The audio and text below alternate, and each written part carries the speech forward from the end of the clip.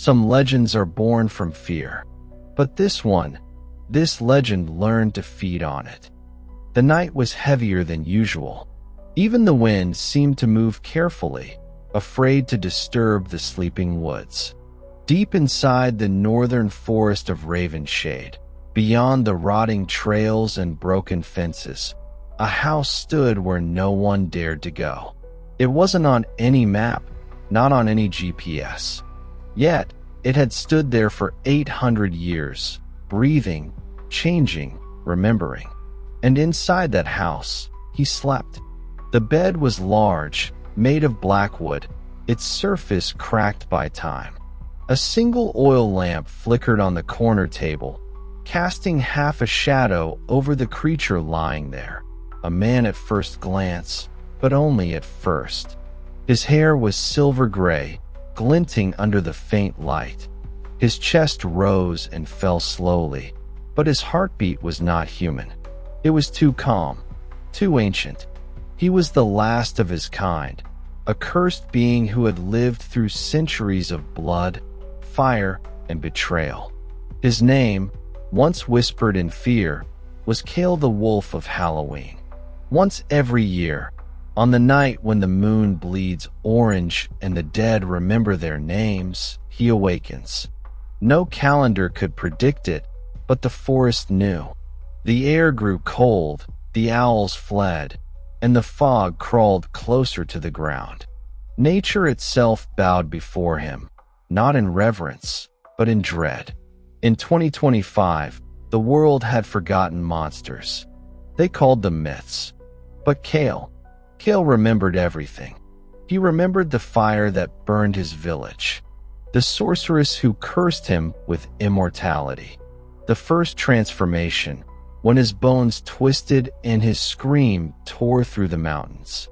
8 centuries had passed, yet his body remained untouched by time, while his soul aged, rotting slowly in silence. Now, his secret refuge lay deep beneath an abandoned hunting lodge, hidden by vines and illusion. The room smelled of dust and iron, a wolf's den built by a man who had forgotten what warmth felt like. Old photographs lined the walls, his past lives, his forgotten faces. Soldiers, scholars, wanderers, ghosts thaw him. As he lay motionless on the bed, something stirred the air. A whisper, a heartbeat. Someone had entered his forest.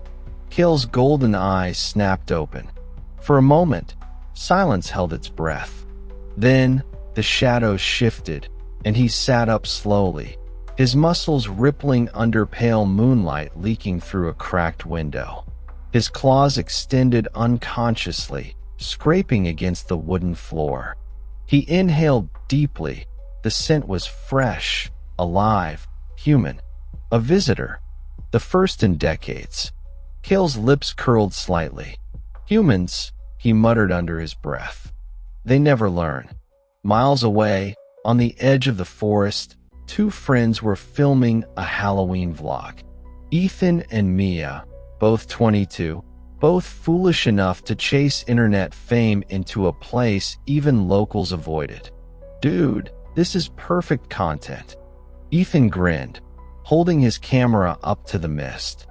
Real haunted forest challenge. Look at this fog. Mia rolled her eyes. Yeah, until something eats us. You remember what that shopkeeper said, right? The forest remembers the dead. Creepy much. Relax, Ethan said, adjusting his flashlight. That's just Halloween superstition. This forest is empty. But it wasn't. The forest wasn't empty. It was listening. Back in the underground chamber, Kale walked toward a cracked mirror. His reflection stared back at him, half man, half beast. The human side was weary, the wolf side, restless. Every year, his transformation grew harder to control. The curse was binding tighter, feeding on his loneliness. He clenched his jaw and whispered, "Not again, not this year." But outside, the moon had other plans. The crimson halo began to form. And far away, Ethan's camera picked up something strange, a shadow crossing behind them, too fast to be human. The temperature dropped instantly. Their breath turned to mist. What the hell was that? Mia whispered. Ethan checked his footage. Nothing. Just blur. But when he turned back toward the trees, two glowing eyes were staring at them from the dark. Golden. Unblinking. Predator eyes. Ethan's flashlight flickered. Is that a wolf? Mia froze. No, wolves don't stand upright. The forest exploded in motion, a blur of silver fur, claws, and breathless speed. Leaves scattered, branches cracked, and a scream echoed through the night. Kill didn't mean to kill. Not anymore. But the curse didn't ask for permission. When the blood moon rose, the hunger took over, a hunger older than time, bound to his soul. When the moonlight dimmed, silence returned, and Kale stood in the clearing, his claws dripping red, his eyes wide with guilt. He looked at his trembling hands. No, not again. The forest was silent, but he could hear the whisper of the curse in his head, like a cruel laugh. You can't escape what you are. Kale turned back toward his house, the distant echo of sirens beginning to rise from the city below. This year would be different, he told himself. He would find a way to end it, to break the curse before the next Halloween. But as he closed the door behind him, something new shimmered in the fog outside. A figure cloaked in black, holding an ancient lantern, watching his every move. And when she whispered his name, Kale, it sounded exactly like the sorceress he had killed 800 years ago. Some ghosts were the faces of those we've lost. Others were the faces of those we never dared to love. The forest was still trembling from the chaos of the night before. Every leaf, every shadow whispered his name. Kale. The air still carried the faint iron scent of blood, the one smell he hated the most, and yet the one he could never escape. Kale sat by the cracked window of his underground chamber, watching dawn crawl over the treeling. A faint blue glow cut through the fog, but the sunlight never truly reached this part of the forest. It was cursed ground, the same soil where his immortality began. He had washed the blood off his hands hours ago, yet he still felt it there, burning. He closed his eyes and whispered under his breath, "Another life, stolen because of me." But then, he heard it again. The whisper, the voice from the fog. Kale. He froze. That voice hadn't visited his nightmares in centuries. It was the voice of Celera, the witch who cursed him, the woman he once trusted, the one who destroyed his soul and left him to wander through centuries of endless nights. But Celera was dead. He had killed her himself. Kale stood up slowly, his instincts sharpening. The oil lamp flickered as though something unseen had passed through the room. He moved to the door, his bare feet silent against the stone floor. When he opened it, cold fog rolled in, thick and heavy. The forest beyond was whispering again, not in words, but in memories. He stepped outside. The forest had changed overnight. The air felt older, as if the world had slipped backward in time. The trees were no longer the same ones he had seen for decades. These were ancient, twisted, familiar. He knew them. He had run through these woods 800 years ago, on the night the curse was born. You can't hide from me, Kale. The voice came again, closer now. He turned sharply, and there she was, or something that looked like her. She stood between the trees, wrapped in black silk, her skin pale as ash.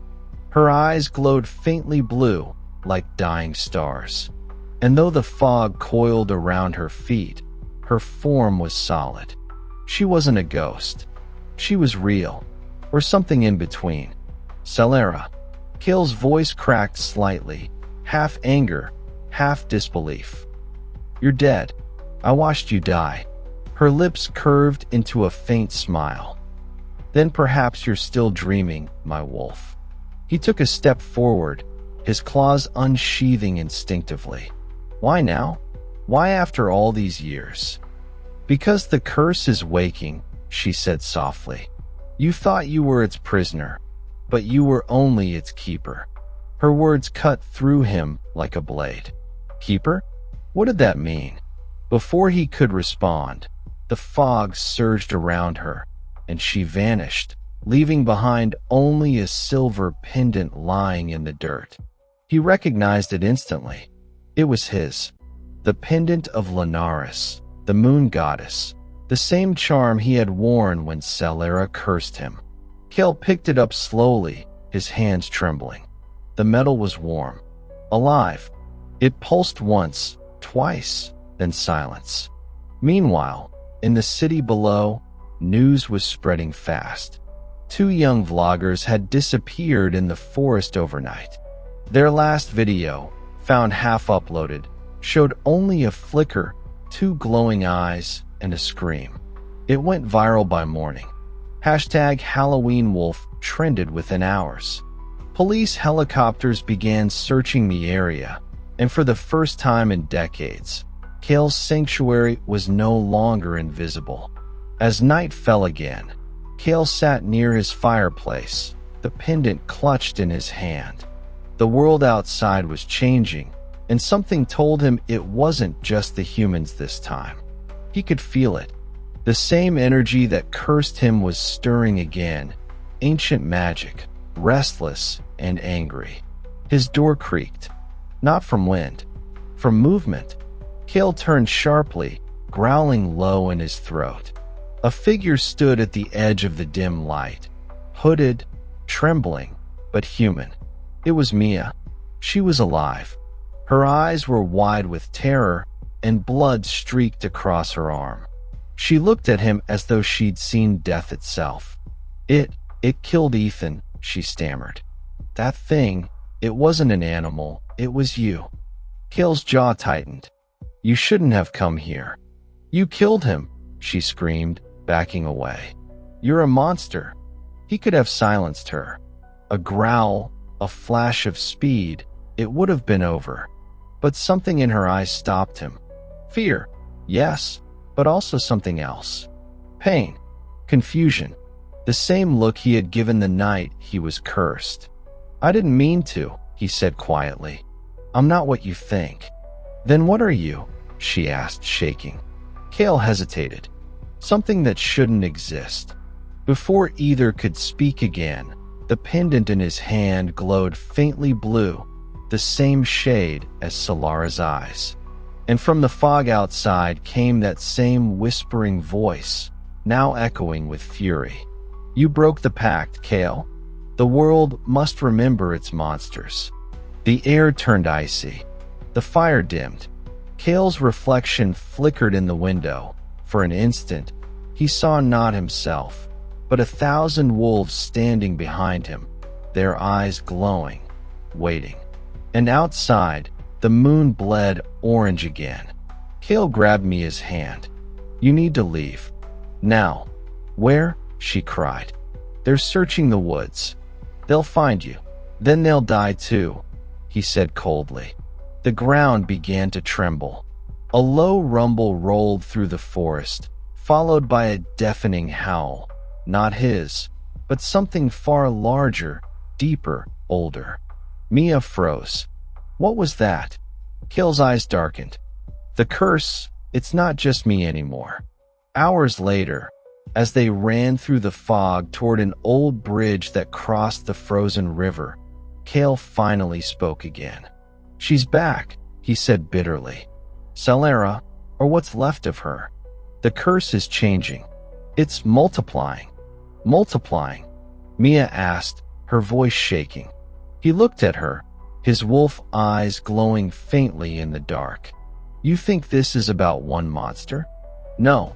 It's about every creature that's ever died on Halloween. Every soul that fed the fear. The curse is their prison, and I was its gatekeeper. And now the gate's open, she whispered. Kale nodded slowly, his expression grim. This year, Halloween won't end at midnight. The wind howled through the trees, and far behind them, the forest began to shimmer, shapes forming in the mist. Wolves, shadows, spirits, rising from the ground like smoke. The world had forgotten monsters, but the monsters had not forgotten the world. Every curse is born from love twisted by time, and every savior carries a fragment of the same sin. The fog still lingered in the woods long after the night's screams had faded. Kale walked in silence, his heavy footsteps leaving shallow marks in the wet soil. Behind him, Mia followed, trembling, exhausted, and clutching her wounded arm. The world had changed around them. The forest no longer obeyed natural laws. The trees had shifted, growing taller and denser, as if trying to trap them inside. Kale's sharp senses caught faint whispers in the mist, whispers of spirits that once obeyed him when he was more beast than man. But now, they sounded hungry, restless, wild. We need shelter, Kale said finally. Mia nodded weakly. There's a church ruin near the ridge. I saw it while we were running. He stopped instantly. The name of that place burned in his memory. The Ridge of Silence, he muttered. How do you know that? She asked. Kale turned toward her slowly. Because that's where I was cursed. They reached the ruins before dawn. The church was nothing more than bones of stone and moss, a skeleton of faith long abandoned. Its roof had collapsed centuries ago, and vines had grown through the cracks. But beneath the rot, the air carried a faint hum of power, old, ancient magic.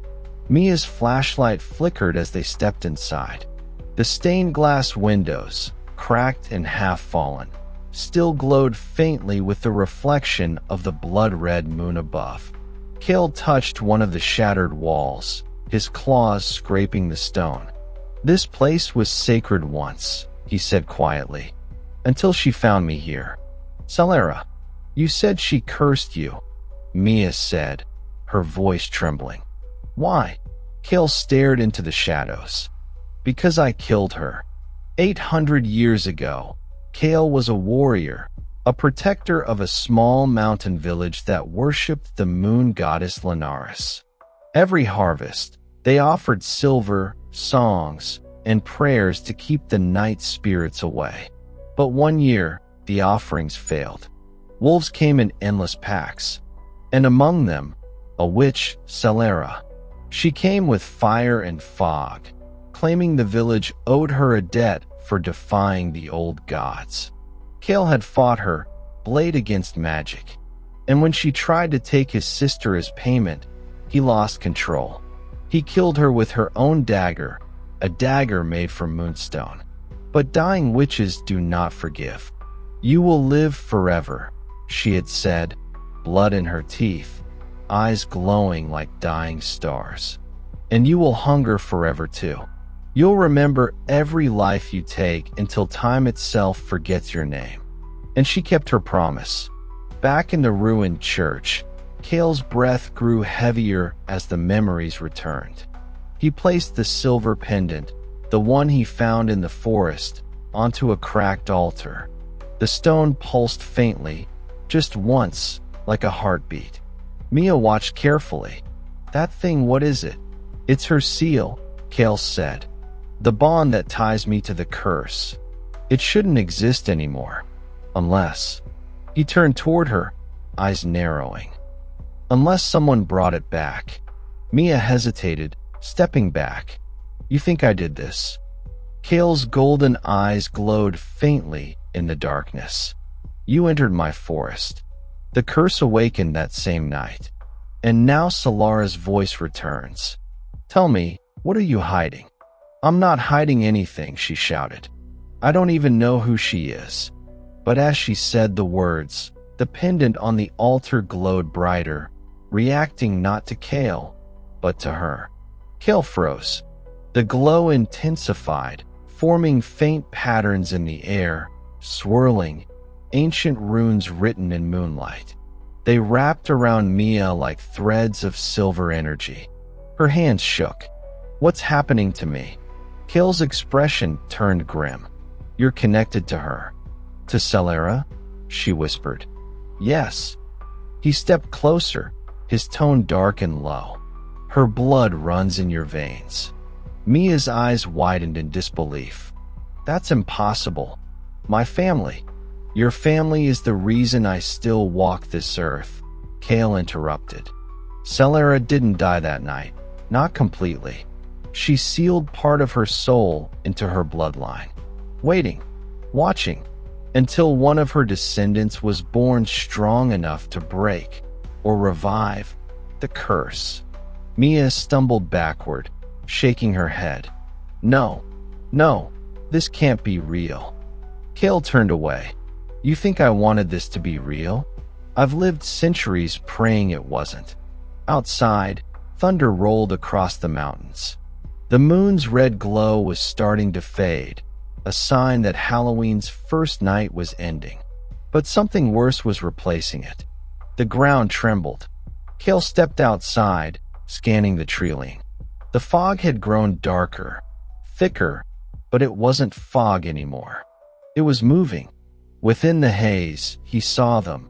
Silhouettes of wolves, hundreds of them, their eyes glowing like dying embers. The spirits of every beast that had ever died on Halloween. They were coming, drawn to Mia's blood. "Get inside," Kale growled. "What are those things?" she whispered. "Echoes," he said, his voice like steel. "Souls caught between life and death. The curse is using them as its army." Mia clutched her chest, the pendant still glowing faintly against her skin. "Why are they coming for me?" "Because you're the key," he said coldly. "The curse wants you alive. I want it dead." The first spirit lunged through the fog, a wolf of smoke and bone, jaws wide open. Kale spun, claws slashing through its skull. The creature shattered into mist. Another came, and another, each kill fading like breath into the wind. Mia hid behind the altar, trembling as the air filled with howls and shadows. Kale fought like a storm, fast, savage, graceful. His movements blurred into streaks of silver and blood. Every strike was centuries of rage released in seconds. But the spirits didn't stop. For every one he cut down, two more appeared. Their howls merged into one endless scream that shook the walls. Mia screamed his name. "Kale!" He turned and saw a shadow rising behind her, larger than all the rest. A colossal wolf spirit, eyes burning like fire, the mark of Celera glowing on its forehead. "No!" Kale roared, leaping toward her. The spirit lunged, claws like blades, but before it could strike, the pendant around Mia's neck exploded in light. Silver energy surged outward, slicing through the spirit's chest. The beast howled and vanished into a burst of moonlight. Silence fell. Kale stood frozen, staring at her. The pendant, Celera's seal, now hung broken around her neck. And on her skin, faint glowing symbols shimmered. Ancient runes, the same ones Celera had drawn centuries ago when she cursed him. Kale whispered, half in awe, half in fear. "She's not just her descendant. She's her vessel." Outside, the moon turned pale, and the last of the fog drifted away. Kale looked up at the fading stars. For the first time in 800 years, he felt something he had forgotten, destiny. But destiny, he knew, was rarely kind. He turned to Mia, his voice low but calm. "If we don't break this curse before the next moonrise, she'll take you completely." Mia stared at him, her breathing shaky. "And if we do?" Kale's golden eyes glowed faintly. Then I finally die. Curses do not end with forgiveness. They end with fire or blood. The morning after the battle in the ruins came quietly, but peace was only an illusion. Mia sat near the shattered altar, clutching the broken pendant that had saved her life. The runes on her skin still glowed faintly beneath the dirt, pulsing in rhythm with her heartbeat. Every pulse made her feel heavier, colder, as though something inside her was slowly waking up. Kale stood at the edge of the ruined church, staring out into the mist-covered valley. His chest was bare, covered in faint scars that shimmered like silver under the weak light. His expression was distant, haunted, not by what he saw, but by what he remembered. The world felt different now. The forest no longer whispered only to him. It whispered to her too. Mia finally broke the silence. "You said I'm her vessel. What does that mean? Am I possessed?" Kale turned slowly, his golden eyes unreadable. "Not yet, but the curse is merging with you. It's feeding off your soul, binding you to Solara's magic." She looked terrified. "Can't you stop it?" "I can try," he said softly, "but it comes with a price." "What price?" "My life." The words hung between them like smoke. They left the church at noon, walking deeper into the woods. Kale's instincts led them through forgotten paths, trails that hadn't been touched since the medieval era. Every step they took was like walking through memory itself. Trees grew thicker, air colder, time slower. At last, the path opened into a valley shrouded in mist. There, half buried beneath the soil and vines, lay the remains of an ancient village, Kale's village. Moss-covered rooftops, crumbling stone wells, fragments of a life long gone. The wind carried faint echoes, laughter, fire, screams. Mia whispered, "This is where you lived." Kale nodded. "And where I died." As they moved through the ruins, he pointed toward a blackened pit in the center. "This was the altar. The witch's fire burned here. My blood spilled here. Every Halloween since, the curse rises from this soil." Mia crouched near the ashes. "It's still warm. That's because the curse never sleeps." Kale's voice deepened, almost a growl. "And now, it's hunting you." She turned toward him. "Why me? Why would Solara choose me after all this time?" Kale looked down at the pendant fragments in her hand. "Because you're the last of her bloodline. Every generation carried a fragment of her power, but it stayed dormant until now." Mia frowned. "What woke it up?" "You did," he said, "by entering my forest on Halloween night." They walked toward what remained of Kale's old house. The wooden beams had turned to stone from centuries of rot.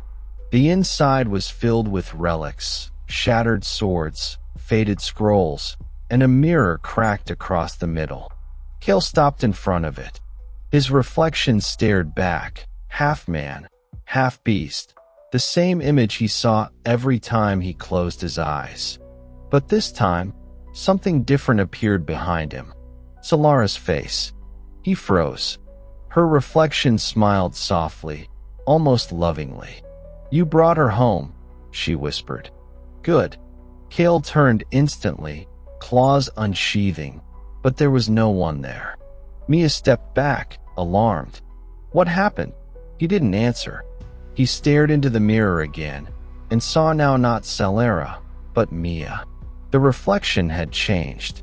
Mia's eyes were glowing faint blue, and her expression was not her own. "We are not enemies, Kale." The voice came from Mia's reflection, but not from her mouth.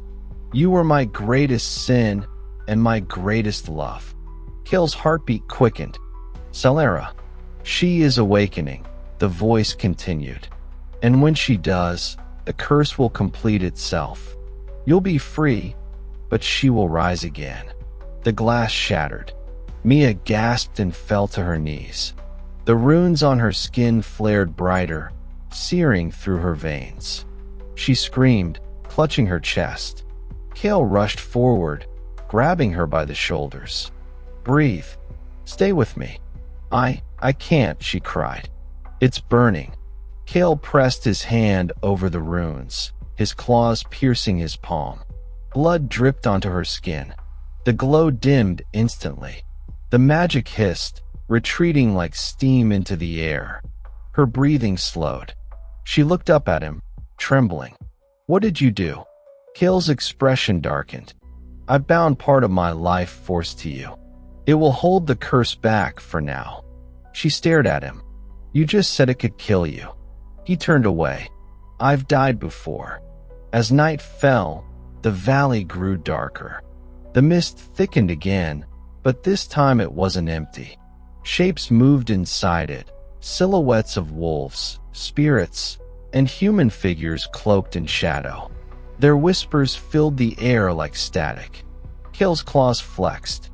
"They're gathering." "Why?" Mia asked. "For the ritual," he said. "Solara's resurrection needs two things, her bloodline and my death." Mia's eyes widened. "Then we destroy the altar?" Kale nodded once. "Yes, but it won't be easy. The curse will fight back." They stood before the old fire pit, now glowing faintly from beneath the soil. Kale's claws sliced into the ground, digging up the ancient dagger that had started it all. Its blade shimmered like frozen moonlight. "This is the knife I killed her with," he said. "And it's the only thing that can end her forever." Mia took a deep breath. "Then let's finish this." The wind turned violent. The sky cracked open with thunder. From the mist rose hundreds of spirits, their shapes warping and twisting, wolves, humans, monsters, all cursed by Halloween's endless hunger. At their center, a glowing figure began to form. A woman's silhouette, beautiful and terrifying, made of pure silver light. "Solara." Her voice echoed through the valley like a hymn of death. "My wolf, you kept my heart alive for so long. Let me take it back." Kale roared, his body shifting mid-leap, bones cracking, for spreading, claws glowing silver. He landed between Mia and the witch's forming shape, eyes blazing. "Stay behind me," he growled. Solara's laughter rang like shattered glass. "You cannot kill me twice." The air burst into a storm of spectral energy. Kale slashed through shadows, his claws tearing through one spirit after another. The dagger burned in his hand, feeding off his rage. Mia held the pendant tight. "What do I do?" "Channel it," he shouted. "Focus your will, not hers." She closed her eyes. Her heartbeat echoed in her ears. The pendant flared once more, but this time, it wasn't Solara's voice she heard, it was her own. A whisper of defiance, of strength. And when she opened her eyes again, the runes on her skin had turned gold. Kale saw it, and knew what it meant. The curse had chosen a side. The battle raged for minutes that felt like eternity. Finally, Kale drove the dagger into the glowing shape's chest.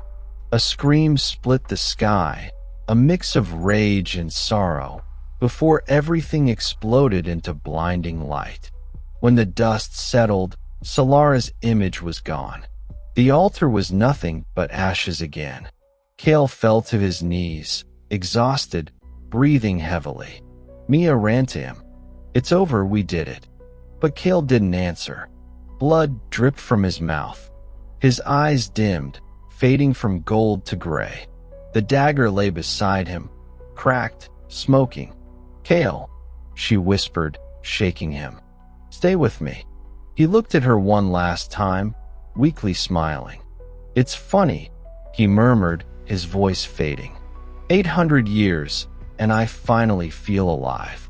Then, his body went still. Death never ends a curse, it only changes who carries it. The world was silent after the battle. The wind had stopped, the flames had died, and the forest stood frozen, like time itself was holding its breath. Mia knelt beside Kale's body, her trembling hands pressed against his chest, desperate for any sign of life. But there was none.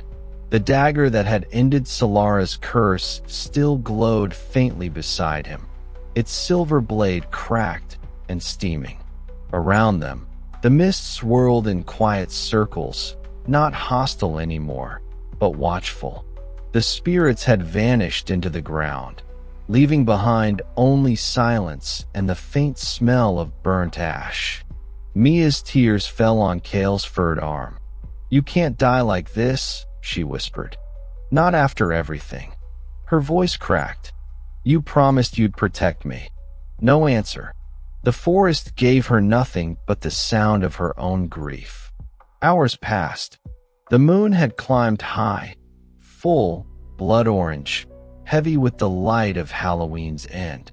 Mia sat motionless, Kale's body resting in her lap. Her fingers brushed against the runes on her arms.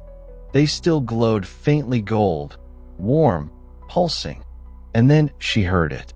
A whisper, not from outside, but inside her. "Mia." Her eyes snapped open. She looked around, heart pounding. "Who's there?" "It's me." The voice was faint, distorted, like a dream half remembered. It came from somewhere deep in her chest, echoing inside her heartbeat. "Kale," she whispered, "don't be afraid."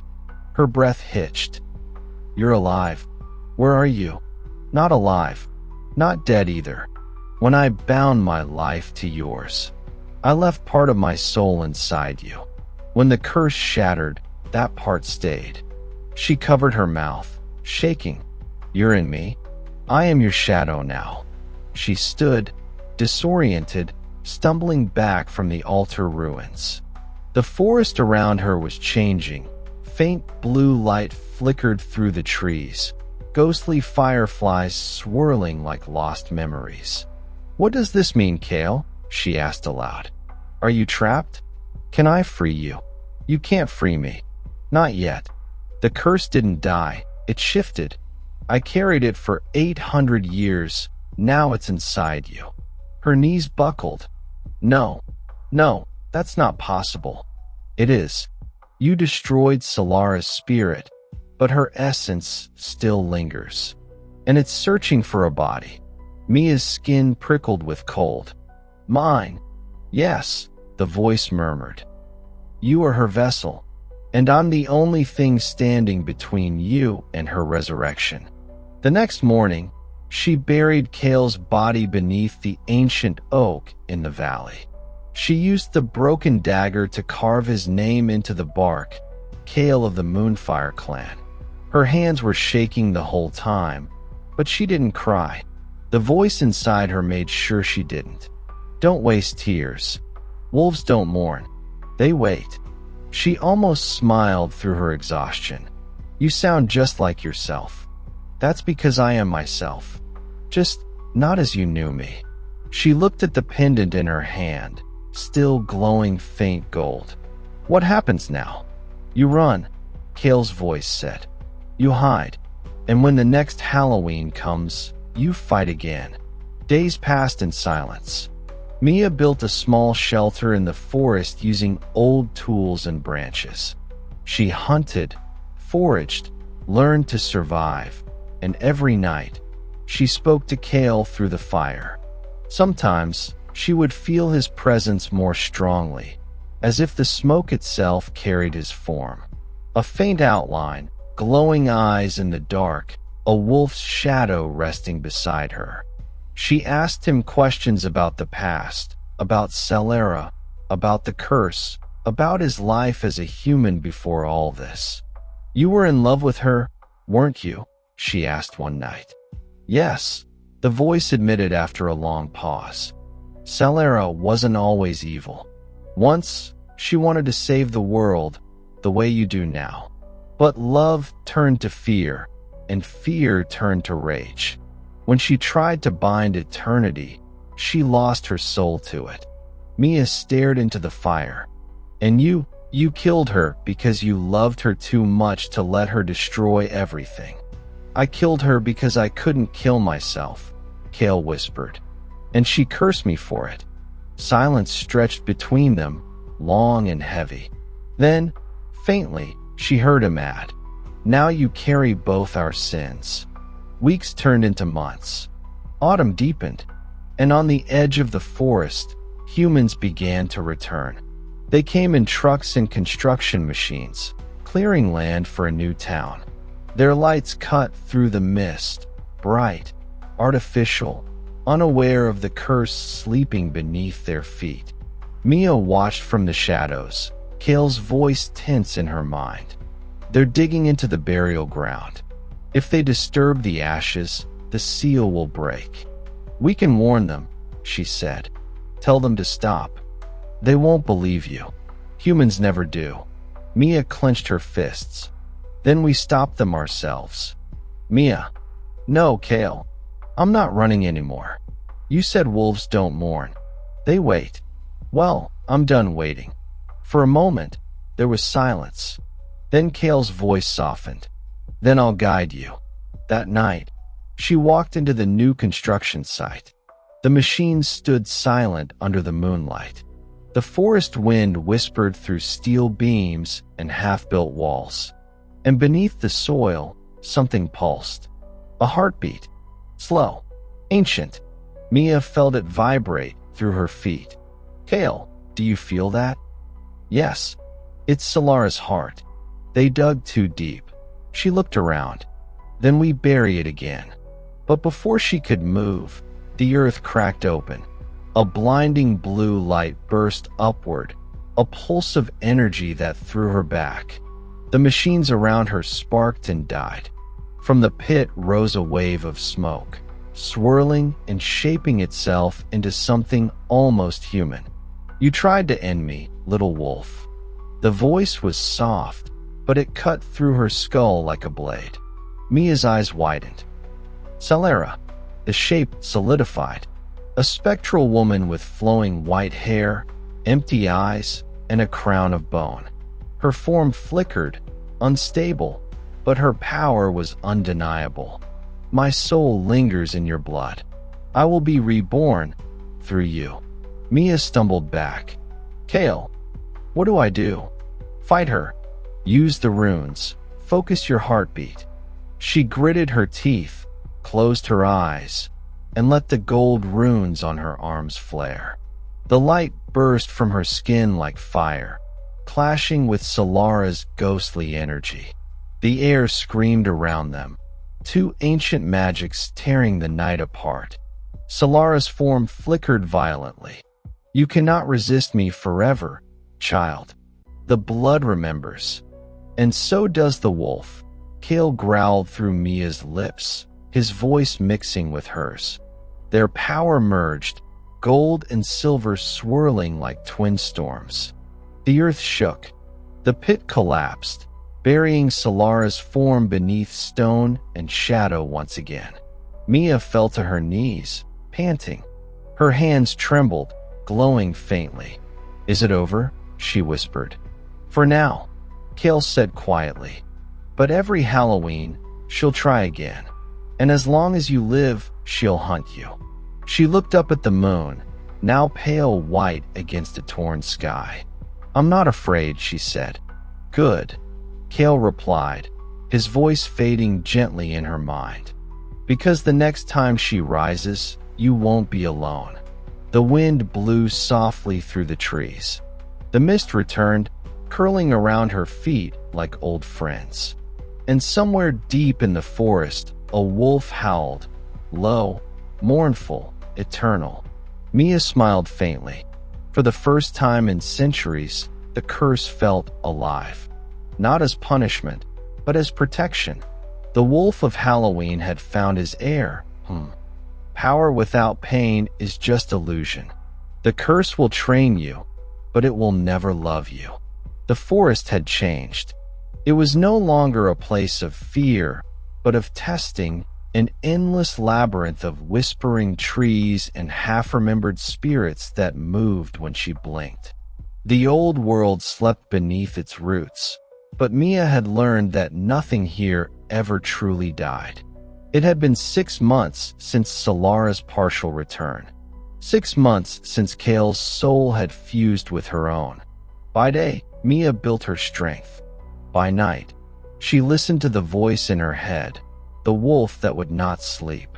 She moved barefoot through the clearing, her hands glowing faintly gold. Each step cracked the soil with energy. The runes along her skin shifted like living veins, pulsing to her rhythm. Again, Kale's voice commanded from within. "Focus. You're too human." She gritted her teeth. "I am human. Not anymore. The curse recognizes you as its vessel now. You have to command it, not feel sorry for it." Mia closed her eyes, inhaled, and lifted her palm. Golden light gathered around it, swirling into a sphere. For a moment, it shimmered beautifully, and then exploded, throwing her backward into a tree. "Too emotional," Kale said flatly. "Your magic listens to your pulse. Control the emotion, and you control the curse." She wiped blood from her lip. "You could at least say good effort once in a while." Good efforts don't stop monsters. Every night was the same. She trained until her bones ached and her breath burned her throat. Kale taught her ancient stances, wolf-born combat, made for both human and beast. She learned to channel the curse's energy through motion, to strike, to heal, to cloak herself in spectral fur that shimmered like moonlight. But what scared her most wasn't the magic. It was how natural it felt. When she ran, her body moved with feral grace, faster than she should be able to move. When she growled, her voice echoed through the forest like thunder. And when she dreamed, she saw through Kale's eyes memories of battles, love, betrayal. She was no longer just Mia. She was something new, something ancient. One night, as she meditated by the river, she heard Kale's voice quieter than usual, hesitant. "You're getting stronger than I expected. Is that a bad thing?" she asked. "No, but it means the balance is shifting. My soul grows weaker as yours grows stronger." Her eyes opened. "You mean you're fading?" "Eventually, yes. I was never meant to last forever inside you. The curse anchors me, but when it accepts you fully, it won't need me anymore." She frowned. "No, you're not leaving me." "It's not my choice," he said softly, "but I'll make sure you're ready before that day."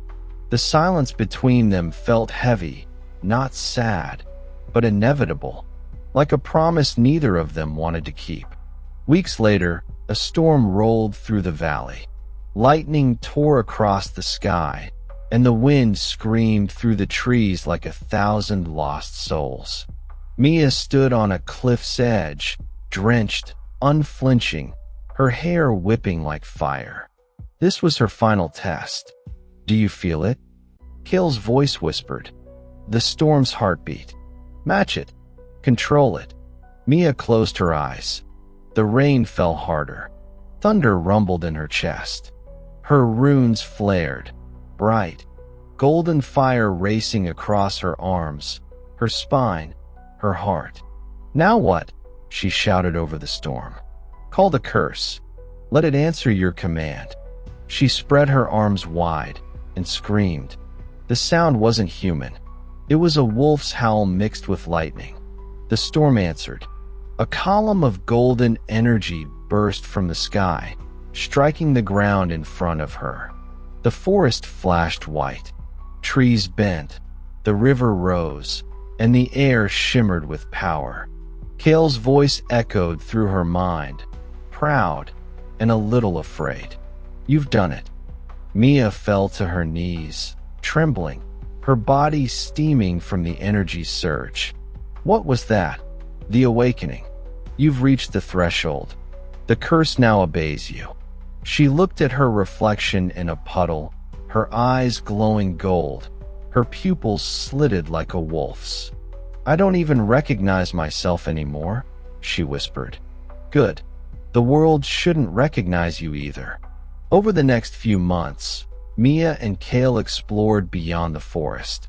She traveled at night, keeping to the shadows, watching how far the human world had grown since Kale's time.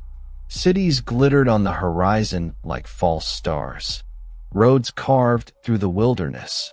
People laughed, unaware that an 800-year curse slept beneath their world.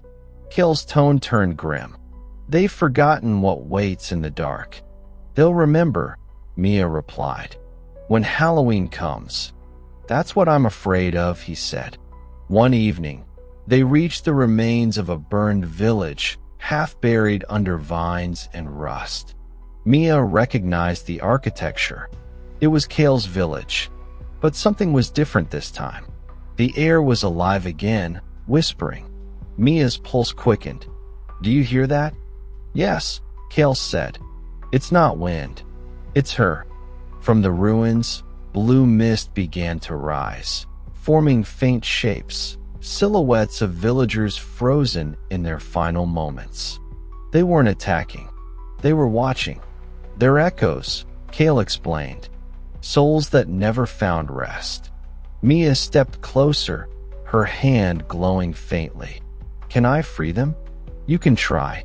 She knelt beside a ghostly woman clutching a child. Whispered words escaped her lips, ancient syllables Kale had taught her. Her runes lit up brighter, the air hummed, and one by one, the spirits faded into light, peaceful, weightless, free. Kale's voice softened. "You did what I couldn't do in 8 centuries." Mia smiled faintly. "Maybe your curse was waiting for the right person."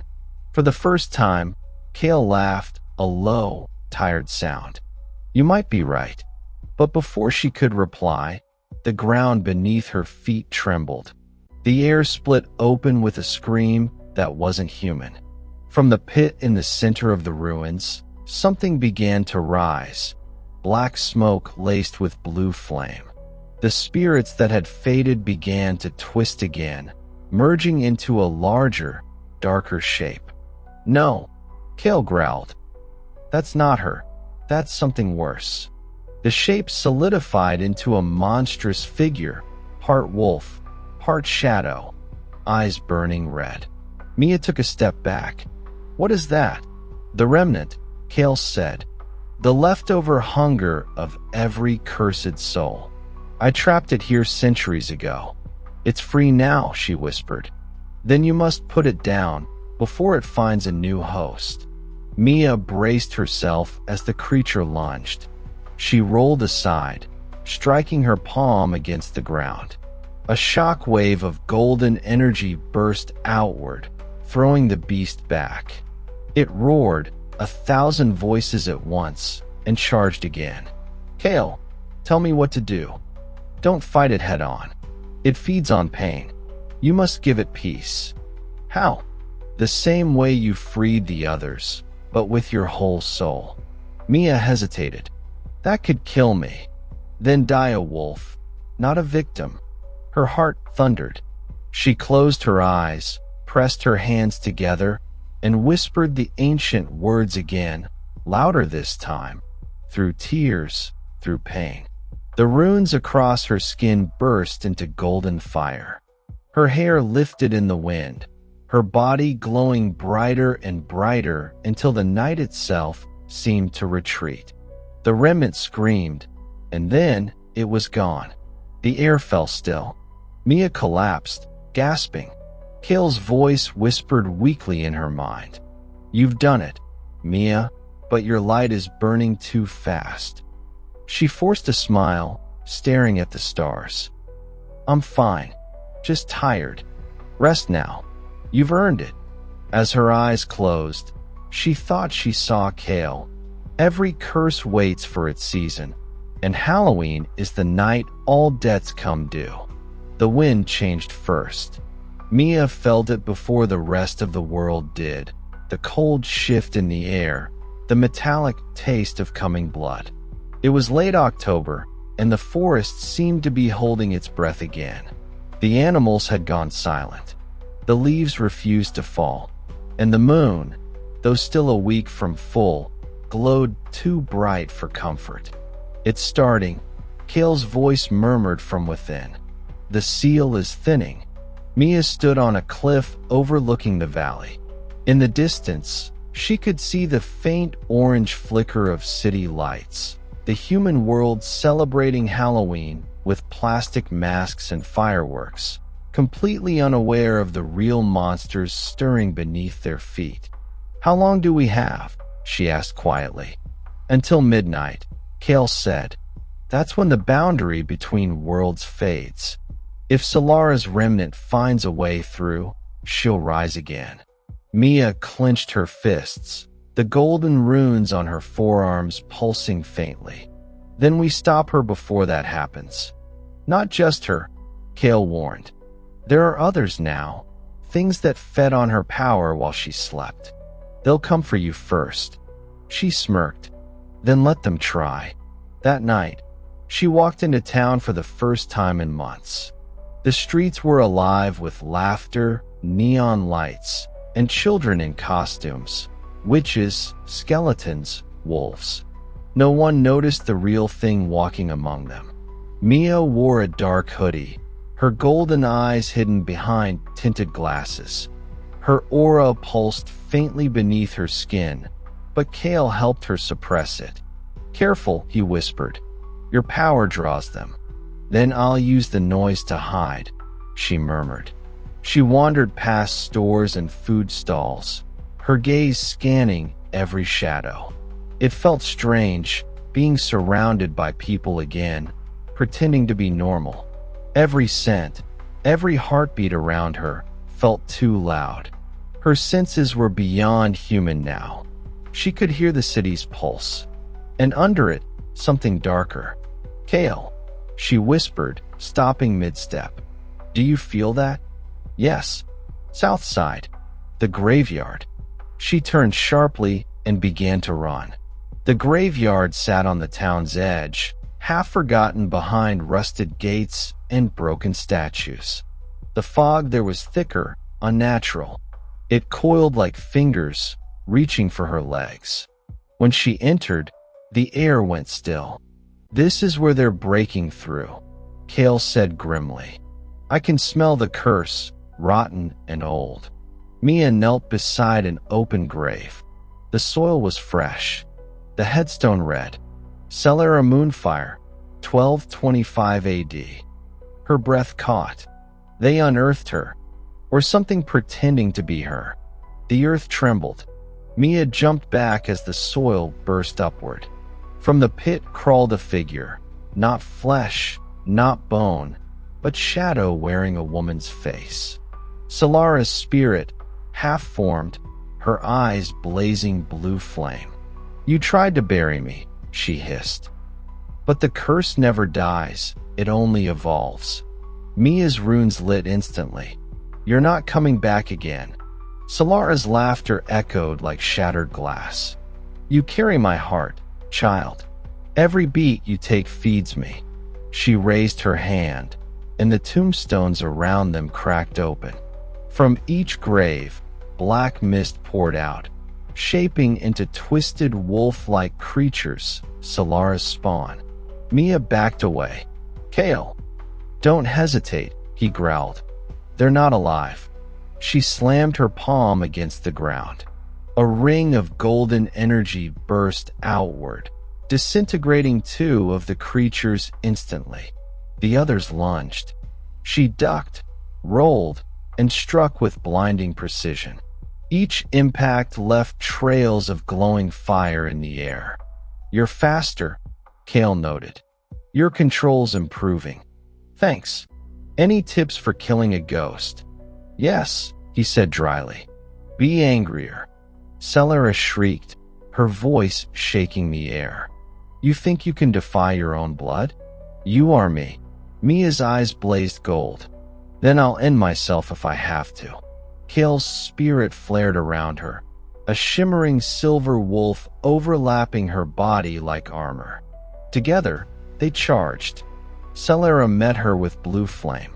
The collision lit the entire graveyard like daylight. Trees bent backward, stones shattered, and the earth split in half. But when the smoke cleared, Celera was gone. Mia fell to one knee, panting. "Did we?" "No," Kale interrupted. "She's not dead. She slipped into the boundary. She'll return at midnight." Mia stood, brushing dust off her face. "Then we go after her. We can't enter the boundary without risking your soul. Then we make her come to us." "And how exactly do you plan to taunt a 1,000-year-old witch?" Mia smirked. "By using her own curse." They returned to the forest. The same valley where it all began, Kale's village, the altar, the oak that marked his grave. The air was cold, trembling with magic. Mia walked to the altar's remains and sliced her palm with the cracked dagger she carried. Her blood dripped onto the soil. "Celera," she shouted, "you want your heart? Come take it." The forest erupted. The mist turned black, swirling violently as a portal tore open in front of her. Through it, she saw flashes of the other realm, shadows moving, whispering, eyes blinking from within darkness. And then Celera stepped out, her body finally whole again, her beauty restored. Pale skin, silver hair, crown of thorns. "You've done well, my child," she purred. "You've become everything I was meant to be. I'm nothing like you." "You're stronger," Celera said, smiling. "But that makes you more dangerous. So I'll do what I always do with my creations. I'll consume you." Lightning split the sky. The forest roared as Celera's power poured out, twisting trees, raising the dead, igniting the mist. Mia stood firm, golden light radiating from her body. Kale's voice filled her mind, fierce and clear. "Remember the storm. Remember who you are." Mia's eyes turned pure gold. Her hair lifted in the wind. The runes blazed across her body, chest, arms, face, brighter than ever before. She wasn't just glowing. She was burning. "Celera," she said coldly, "you made me from your curse.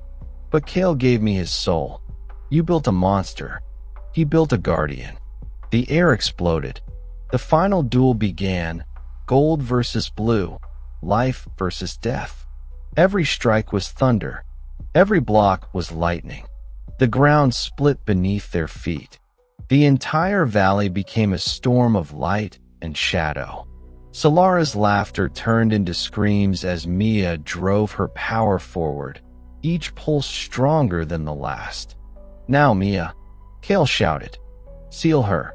Mia raised her hands. The gold light burst outward, forming ancient runes in the air, a circle of binding older than memory. The forest trembled as the spell closed in, trapping Celera inside. The witch clawed at the barrier, her eyes wild. "You can't destroy me. I am your blood." "I'm not your blood," Mia said softly. "I'm the wolf's heir." She thrust her hand forward. The seal collapsed inward, silent, final. Celera screamed one last time and vanished into dust. Silence. Then wind. Then peace.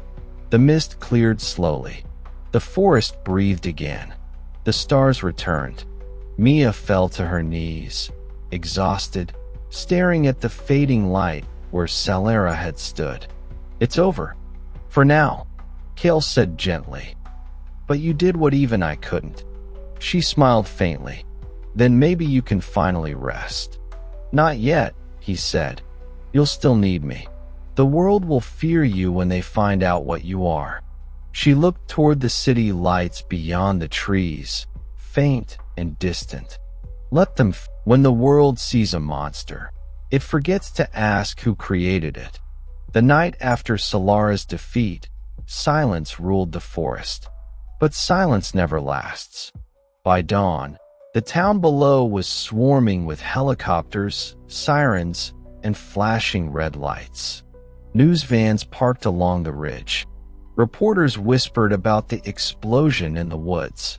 No one knew it had been magic. They called it a meteor impact or illegal experiment. But hidden among the chaos were others who knew better. Hunters, scholars, secret societies that had waited centuries for this exact sign. "The wolf has awakened," one whispered through a radio channel. "After 800 years, she walks again." Mia watched from the tree-line, hood pulled low. Her body ached from the battle, her blood still humming with power. Every breath felt heavy. "You can't stay here," Kale's voice warned softly. "They'll come for you." "I'm not afraid," she said. But she was lying, not for herself, but for what she might have to do if cornered. "You defeated Celera, but that light of yours can't be hidden." Cameras saw flashes. Sensors picked up radiation spikes. Humans will interpret it as something they can hunt, control, or worship. "Then I disappear again," she muttered. "Not this time," Kale said firmly. "You can't keep running. The curse bound you to protect balance, not to hide from it." She sighed. Balance doesn't survive on the evening news. By noon, drones buzzed through the forest canopy. Men in black suits carried scanning devices. And deep underground, in a glass-paneled bunker filled with flickering monitors, someone watched her. Dr. Adrian Vale, head of the Orem Division, a covert agency specializing in paranormal containment. He'd been chasing the Wolf of Halloween myth for 20 years. Now, at last, the myth had left a footprint. "Bring her in alive," he ordered. "If she's what I think she is, she's older than the Crusades. That kind of power could rewrite evolution." A younger agent hesitated. "Sir, reports say she destroyed a Class Omega entity with light alone, which is exactly why I want her alive." That night, Mia moved like a shadow through the abandoned outskirts of town. She found shelter in a broken-down cabin, one of the oldest still standing. The floorboards creaked. The air smelled of dust and rain. She sat beside a flickering oil lamp, her reflection trembling in the glass. Her golden eyes glowed faintly even in the dimness. "You're tired," Kale murmured. "I'm more than tired," she whispered. "I'm losing what's left of me. Every time I use your power, I feel the wolf taking over." "You are the wolf," Kale said gently. "But you're also human. You must choose what defines you." Mia smiled faintly. "I thought you said the curse decides that." "Curses only decide beginnings," he replied, "not endings." For a moment, there was peace. And then the glass shattered. A tranquilizer dart sliced past her ear and embedded into the wall. She dove behind the table as flashlights burst through the windows. Voices shouted, "Target confirmed. Move in." "Kale," she hissed. "Run." She kicked the door open and sprinted into the rain. Bullets hissed through the mist. Her instincts surged, her pupils split, her heartbeat synced with Kale's spectral rhythm. She leapt higher, faster than any human could, vanishing between trees. But the hunters were relentless. Drones followed heat signatures. Floodlights cut through the forest. "Do not let her reach the valley." Vale barked through the radio. Mia slid down a slope and splashed into the river below. The cold water burned her lungs. She swam through the current, emerging half a mile downstream, soaked, shivering, furious. "They won't stop," Kale said. "They think you're a weapon. Then maybe I'll show them what kind of weapon I can be." "Don't," Kale warned sharply. "The moment you kill one of them, you prove their story right." She stopped. Her claws retracted slowly. The beast within her wanted to tear them apart. But Kale's words anchored her. "I can't live like this," she whispered. "Running, hiding, pretending." "Then stop running," Kale said softly. "But do it your way. Make them see you, not the curse." The next night, the world saw her. Every TV screen in the city flickered at once. The static twisted into an image, a young woman standing on a rooftop under the blood moon, her golden eyes glowing through the darkness. She was real, and she was speaking. "My name is Mia," she said calmly. "Some of you call me a monster. Some call me a god. I'm neither. I was cursed to protect this world from what you cannot see. The danger is not me, it's what comes through me. If you hunt me, you hunt the balance that keeps your world alive." Then the signal cut out.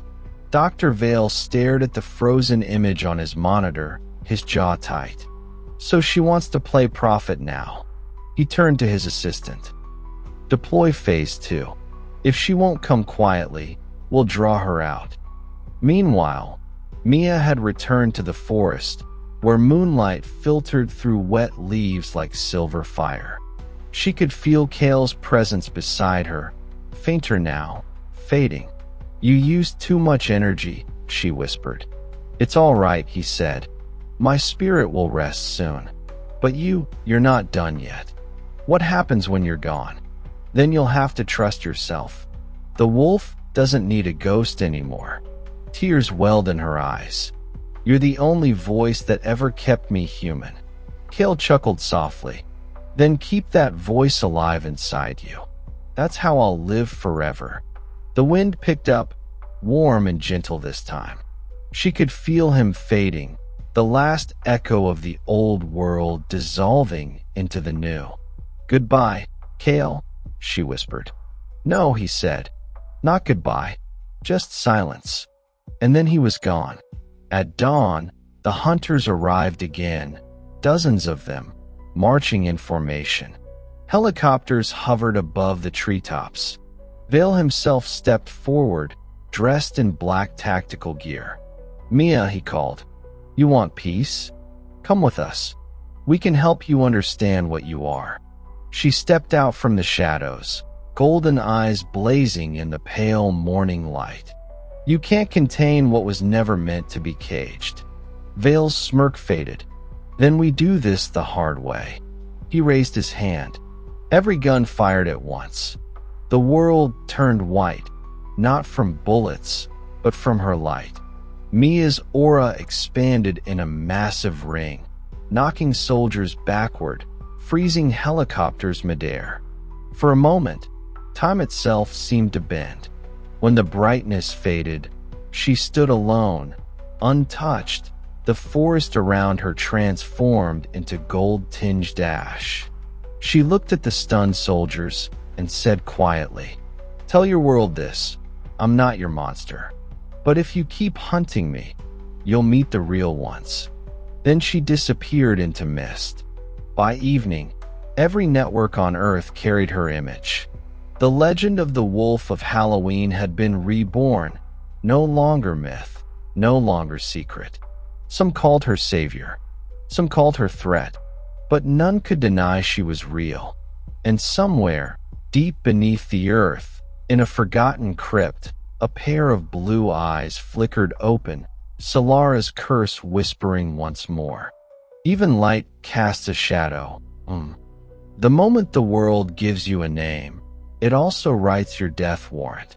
2 weeks had passed since the Dawn incident. 2 weeks since the world saw the wolf. The forests around Mia's hidden valley were now sealed off by military drones. Entire regions were declared restricted biohazard zones. Governments denied involvement, yet their satellites hovered constantly overhead. And still people came. Pilgrims, cultists, wanderers, all drawn by the light they'd seen. They called her the Golden Wolf, Mother of Balance, the Goddess of Midnight. They brought offerings to the forest edge, candles, gold leaves, and notes begging for miracles. Mia watched from the shadows, unseen. "They're praying to you." Kale's fading echo whispered faintly within her mind, the last ghost of his consciousness that still lingered. "And yet you never asked to be worshipped." "I never asked to be found," she replied softly. One night, as she walked through the mist, she found a young boy waiting beside a fire, barefoot, holding a notebook. His face lit up as he saw her. "Are you the wolf?" he asked innocently. Mia froze. "Why are you here?" "My sister's sick," he said. "They said if I prayed here, you'd hear me." Her chest tightened. She wanted to help, but every use of her power risked another rupture, another flare that would draw Vale's eyes. She knelt beside the boy, brushing his hair gently. "I can't heal her," she said softly, "but I can make sure she dreams peacefully tonight." She whispered a few ancient words, Kale's language, and touched his forehead. The air shimmered faintly, filling with warm light. The boy's eyes fluttered closed, a smile spreading across his face. "There," she murmured. "Go home now." He nodded sleepily, clutching his notebook, and vanished into the fog. Kale's voice was faint. "You still protect them, even when they would burn you if they knew the truth." "Because someone has to," she whispered. But not all who came were innocent. In the following days, armed believers began forming a movement online, the Order of the Wolflight. They claimed Mia was the next evolution of humanity, and that governments feared her divinity. They began sabotaging equipment, hijacking feeds, and attacking the Orm Division's patrols. For Dr. Vale, this was confirmation. "She's destabilizing civilization," he said grimly during a briefing. "She's not just a threat, she's a catalyst. We end her before the myth becomes reality." His assistant hesitated. "But sir, reports say she saved a child from an earthquake yesterday." "Don't confuse miracles with manipulation," Vale snapped.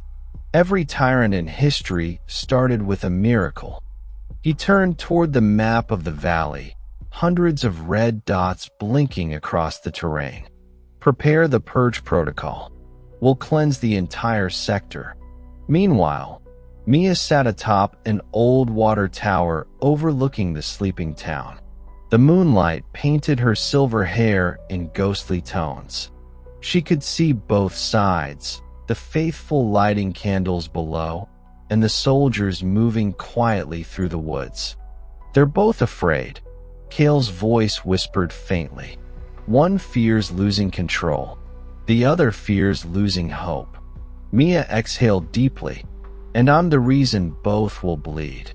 You can still stop this." "How?" "Every word I speak becomes a prophecy. Every move I make becomes a war." "Then stop speaking for them. Speak for yourself." She looked up at the moon, the same moon that had witnessed Kale's death, Solara's curse, the first transformation.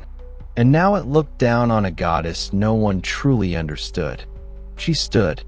"Then let's end this cycle, once and for all."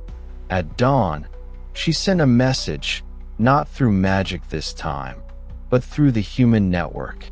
Every phone, every screen, every radio in the world flickered to life once more. Her voice was calm, measured, tired. "To those who worship me, stop.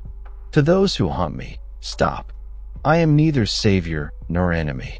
I am a guardian of both light and dark. You do not need to follow me.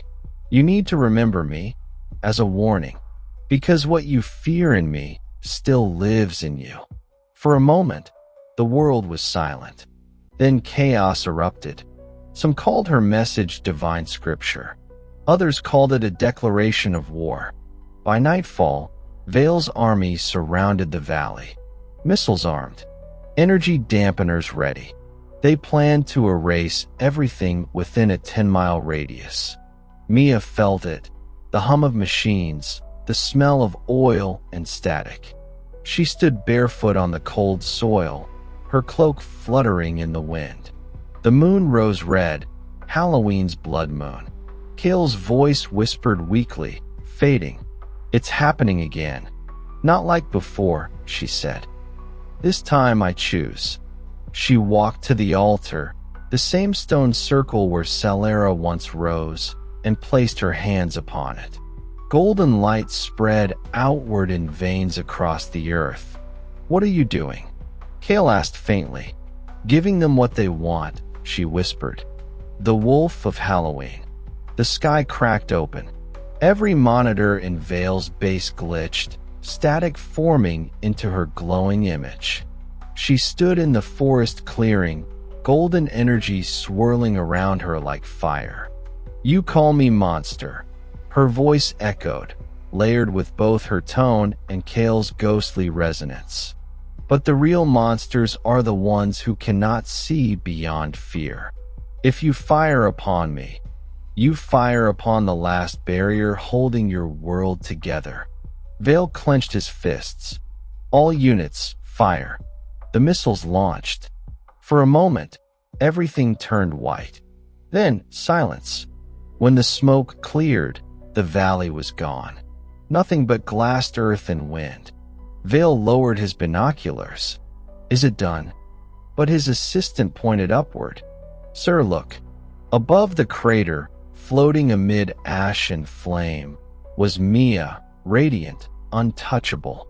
Her eyes burned gold and white, her aura spanning miles. She spoke one last time, voice shaking the heavens. "If mankind cannot live with balance, then it must learn to live without power." She raised her hand.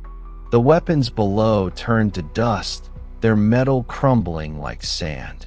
The soldiers dropped their guns, trembling.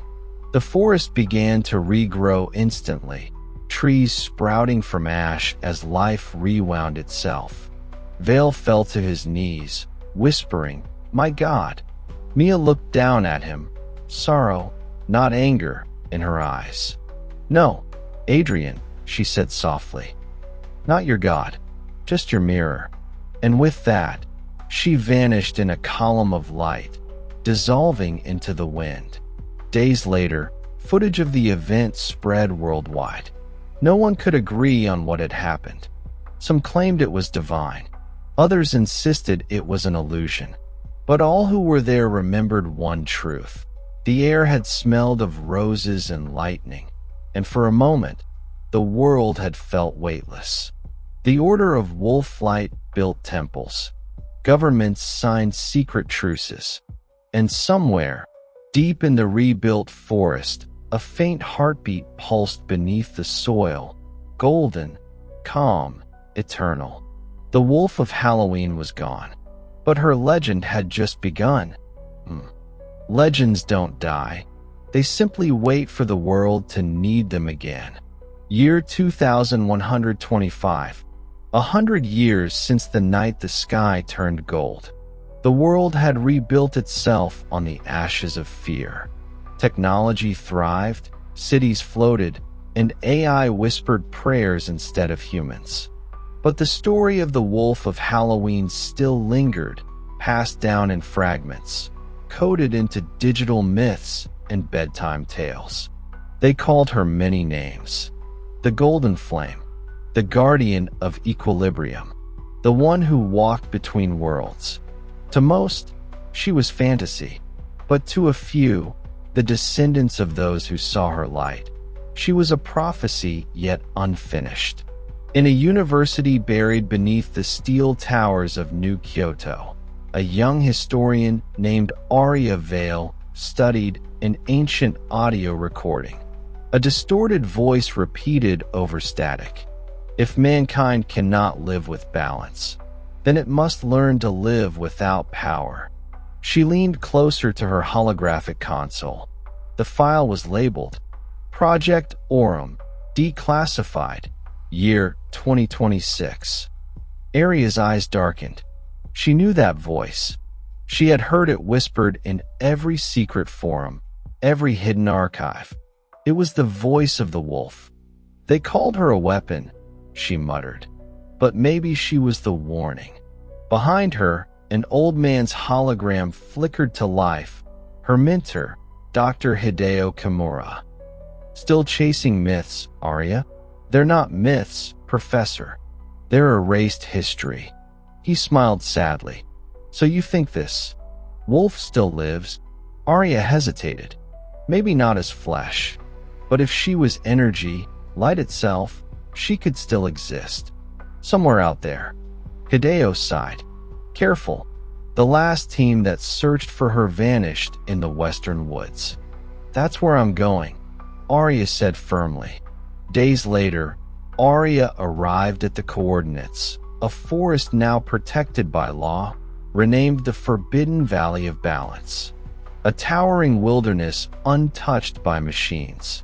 Even drones failed to fly here. Their systems always malfunctioned. She walked alone beneath ancient trees, her scanner pulsing softly. Every few steps, readings spiked, faint traces of golden energy still humming under the soil. Incredible, she whispered. It's still alive. The deeper she went, the quieter the forest became.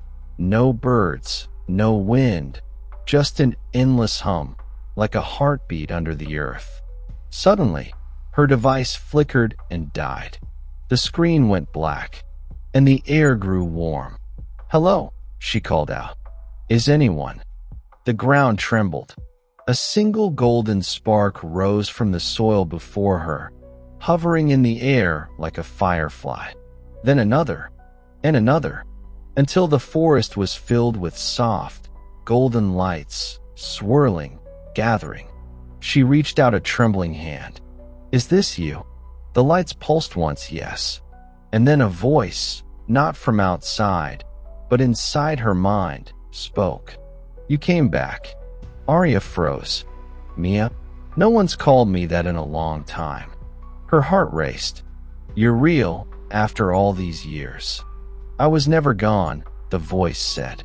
I became the rhythm of the world, the balance I swore to protect. Arya knelt, tears streaming down her face. My great-grandfather tried to destroy you. His name was Adrian Vale. I'm sorry for what he did. For a long moment, the light was silent. Then Mia's voice answered softly. He wasn't evil. He was afraid. Fear is the oldest curse of all. The ground began to shift. Roots glowed faintly gold, forming symbols in the dirt. Arya realized she was standing atop an enormous rune, the same that once sealed Celera. You're still guarding it, she whispered. Yes, Mia replied. The curse sleeps, but not forever. Every century, it stirs, waiting for hatred to feed it again. That is why I stayed. Arya swallowed hard. Then maybe it's time to end it. Permanently. It cannot be ended. Only balanced. That is the nature of power. She looked around, the glowing forest, the pulsing air, the sense of ancient sorrow. Then let me help you keep it balanced. You would take my burden? Yes, Arya said. If you teach me. The lights pulsed again, uncertain, yet hopeful. Blood remembers, Mia whispered. And you carry his blood, the one who hunted me. Arya nodded. Then maybe it's time his blood learned peace. For hours, the forest shimmered as golden lines of energy surrounded her. Images flickered in her mind, memories that weren't hers. The battle with Celera, Kale's sacrifice, the fire, the endless waiting. And at the center of it all, the heartbeat of the wolf, vast, eternal. When it ended, Arya stood changed. Her eyes glowed faint amber, not as bright as Mia's, but warm, human. Her veins shimmered faintly beneath her skin, golden like starlight. You've inherited the resonance, Mia said softly. But remember, the moment you use it for control, it will consume you. I understand, Arya whispered. I'll guard it. Like you did. The lights began to fade. drifting back into the earth. Then my duty is done, Mia's voice said gently. Let the next guardian watch the balance. Mia, wait. Arya called out. Will I ever see you again? Every Halloween, when the world forgets the light and remembers the dark, look to the moon. You'll see my shadow there.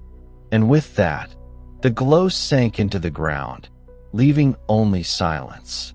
Weeks later, Arya returned to the city. She published her findings under a coded title, The Wolf's Pulse, a study of luminous energy ecosystems. Most dismissed it as fantasy, but a few believed. And every year, on Halloween night, people would gather in the forest's edge, not to pray, not to hunt, but to listen. Sometimes, when the wind was still, they could hear it. A deep, rhythmic thump-thump, like a heart beneath the soil. And if you stood long enough, you'd swear you saw a golden wolf watching you from the tree-line, her eyes soft, ancient, and kind. 100 years later, a little girl, not more than 10, ran through that same forest chasing her drone toy. It suddenly stopped midair and fell beside a mossy stone. She bent down to pick it up and saw faint golden lines glowing beneath the dirt. Her eyes widened. Mommy, the ground's shining. Her mother smiled wearily. It's just an old story, love. The Halloween lights. But the girl didn't move. She placed her hand on the ground and whispered, Thank you. For a heartbeat, the soil pulsed. Thump. The golden light blinked once. You're welcome.